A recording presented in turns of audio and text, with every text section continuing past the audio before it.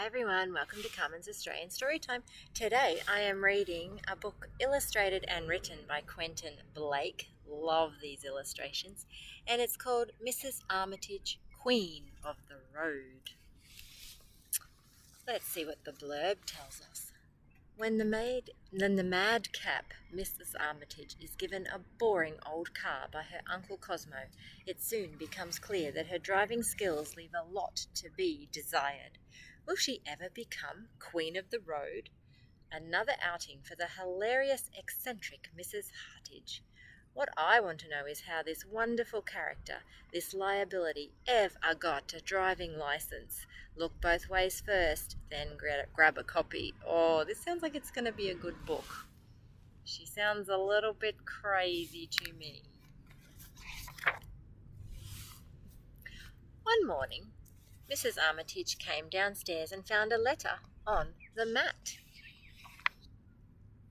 She read it to her faithful dog, Breakspear, and it said, "Dear Anastasia, because I'm buying a new motorcycle, I shall not need my old car anymore. I would like you to have it as a present. It is in the street outside. Here are the keys. With love, from your Uncle Cosmo." Has your uncle ever left you a car? I don't think that's ever going to happen in my lifetime. There was the car. "It doesn't look very exciting, Breakspear," said Mrs. Armitage, "but we'll give it a try." They climbed into the car and off they went. A free car! I would be so excited. They had not been going long when they went over a big hole in the road. Bing, bong, dang, boing, and all the hubcaps fell off. Mrs. Armitage got out to look at the damage. "Hubcaps," she said. "Who needs them?" She took them off to the scrap heap, and on they went. Oh boy.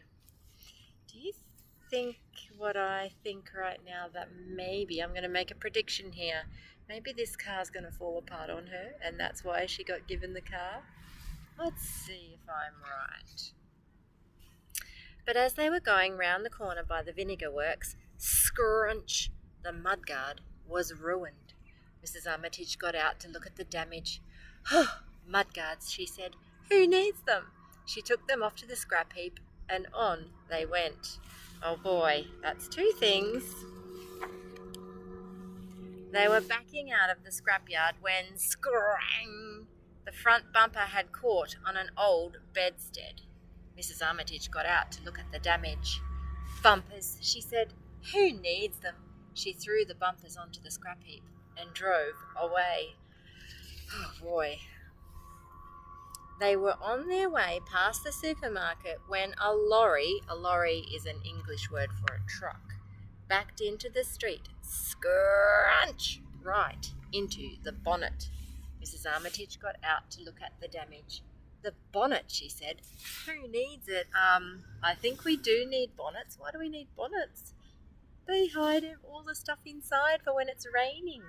She took it off to the scrap heap, and on they went. Oh no.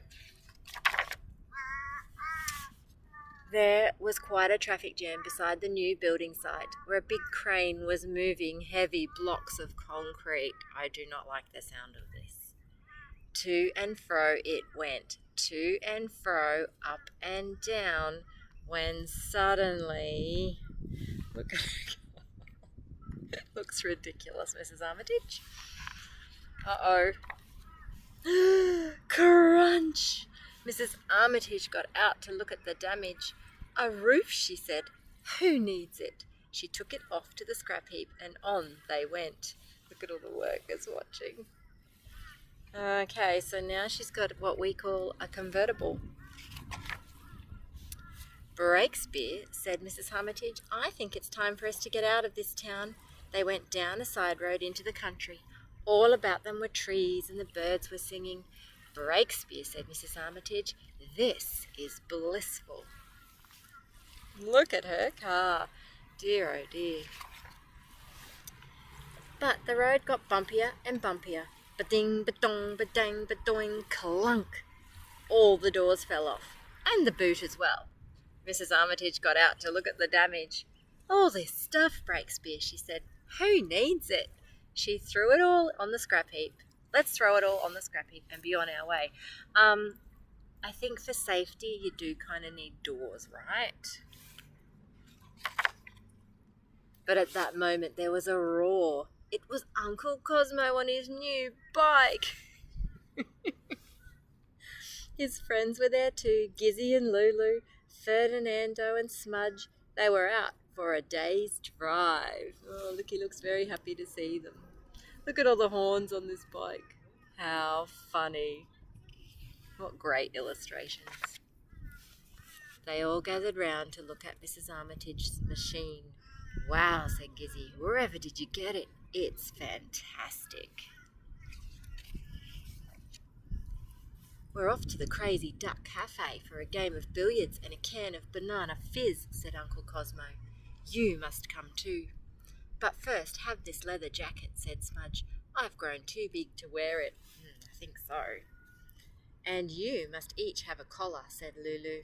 I don't need all three. And have one of our bendy masts, said Gizzy. We don't need both of them. And let me give you a motor horn, said Ferdinando. I don't need all 5 of them. And it's always good to have a motor horn. So she turned her car into maybe some kind of 4-wheel motorbike. Off they roared to the Crazy Duck Cafe, and out in front with her faithful dog Breakspear was Mrs. Armitage, Queen of the Road. She's got a big ribbon in her hair. There they all are, having their banana fizz. Thank you for joining me on Carmen's Australian Storytime. I love this book. What a fun book. Don't forget to click and subscribe, and I will talk to you next time. Bye for now.